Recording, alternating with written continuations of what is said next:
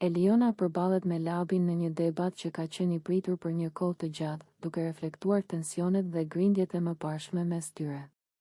Ajo fillon duke folur me një ton të prerë dhe të vendosur, duke shprehur hapur mendimin e saj për Labin dhe mënyrën se si sillet.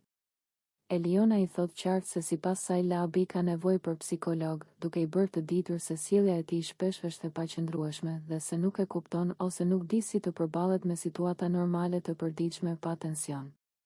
Ajo vazhdon duke theksuar se Labi nuk sillet gjithmonë me logjik dhe shpesh bën gabime të qarta që ndikojnë të tjerët, duke krijuar probleme që mund të shmangeshin.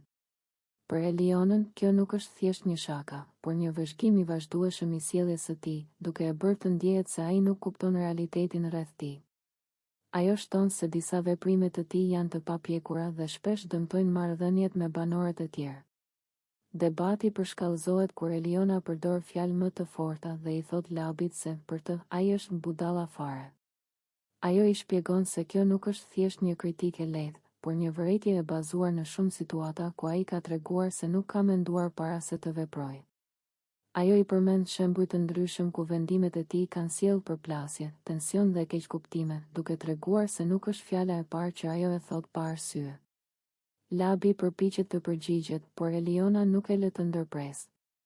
Ajo shpreh qëndrimin e saj me qartësi dhe pa ndonjë qëllim të fshehur, duke thënë se çdo situatë ku ai ka reaguar impulsivisht ka treguar dobësinë e tij dhe mungesën e kontrollit emocional.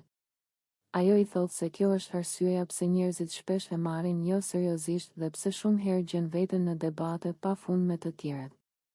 Debati zgjat disa minuta dhe në çdo fjalë të Elionës ndjehet vendosmëria për ta bërë Labin të kuptojë se jo çdo veprim ka pasojë të mirë.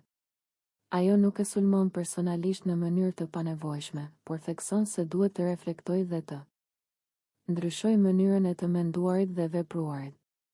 Për të, ky debat është më shumë një përpjekje për ta bërë të kuptojë se disa gjëra mund të përmirësohen dhe se nuk mund të vazhdojë të sillet pa pasur përgjegjësi për veprimet e tij. Në fund të debatit, Eliona e lë Labin duke ecur i menduar dhe i qetë, ndërsa ajo vetë duket e lodhur nga emocioni i shprehur dhe tensioni i krijuar.